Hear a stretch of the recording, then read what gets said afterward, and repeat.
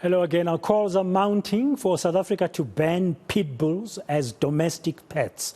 It seems now this breed is being targeted by angry communities. At least 49 pit bulls have been surrendered to the Society for the Prevention of Cruelty to Animals by Bloemfontein dog owners this week. The debate was sparked after a pit bull jumped over a fence and attacked an 8-year-old boy who was playing in his yard in Vista Park.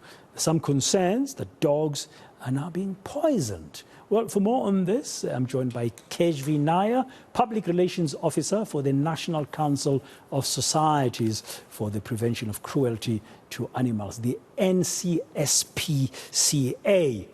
Ms. Nair, it's a disturbing story, but you can understand maybe on the one hand the frustration of the people. Just yesterday, I had a panel discussion in the afternoon on this show about the whole issue of pit bull terriers after that boy was mauled and killed in Bloemfontein. But now the residents apparently taking over and allegedly poisoning some of these pit bulls and owners handing them over. What do you say to that?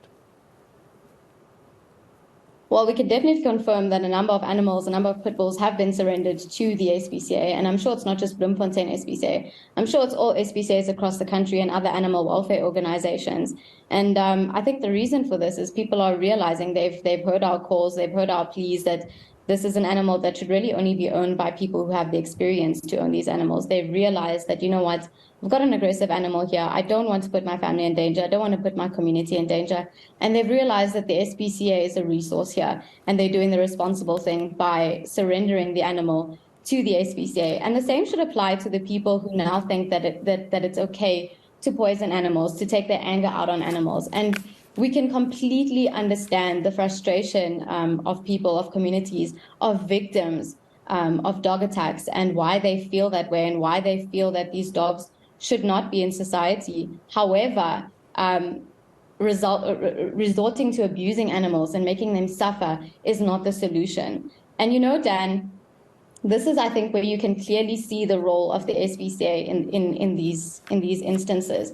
More often than not, people think that the solution is to kill the animal, to remove the animal after an animal has attacked someone. And while you may have removed the animal, the owner should actually be held accountable. You've removed the dog, you've removed the aggressive animal, the dog that attacked. But what stops the owner from tomorrow going and acquiring another animal, which will not be kept in good conditions, which will not be trained, and then a few months from now, another animal attack has occurred. So the bottom line with regards to this and the reaction, especially to animals in terms of animal attacks, is that resorting to abuse is not the solution, especially when the SPCA is there to accept unwanted animals. And if animals are abused, we are obligated to step in and deal with that.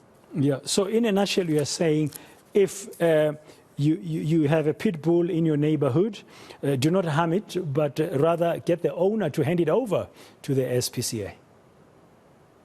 100%. It's all about, there's a number of factors to consider in here, one of which is responsible pet ownership. And, you know, I have to say, there are people who do look after these animals. However, that should not detract from the fact that the breed does have limitations. And people need to, exactly as I said earlier, they need to realize, they need to heed our call. They need to understand that the breed does have limitations. And if you do have a pit bull that is dangerous, if your neighbor has got a dog that is dangerous, you need to report it. You need to do something about it. Prevention is better than cure. And if you cannot look after the animal, take the animal to the SPCA, take the animal to another animal welfare organization. They also receive public funding, and they can also deal with this.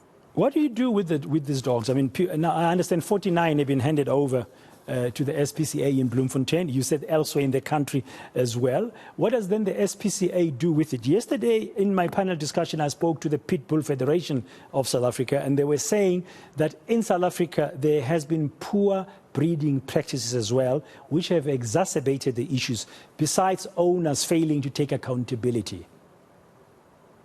100%. So when an animal is surrendered to the SPCA, it's not just pit bulls, it's any animal that's brought to the SPCA. The animal is assessed by a qualified professional, and then a decision is made in the best interest of the animal as to whether the animal should go for adoption, whether the animal needs treatment, and what should happen to the animal. So each animal is assessed individually and given equal opportunity. And the NSPCA, the SPCA movement, takes pride in the fact that we ensure that we do not rehome animals that will cause that animal to suffer, that will cause society to suffer. It's about responsible rehoming practices.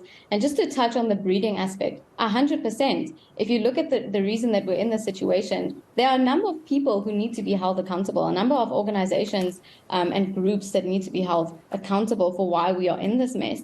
One of which would be breeders who, when these dogs, there's no regulation, there's no control as to who breeds these animals and where they go. And, a pit bull is a very specific breed of dog. It's not a type of dog that can be owned by just anyone. And when you breed these animals and recklessly just distribute them into the public to people who have no idea about the breed, how to look after the breed, surely there is some level of accountability that you need to take the tax. Yeah, and to conclude, surely poisoning the dogs is not a solution.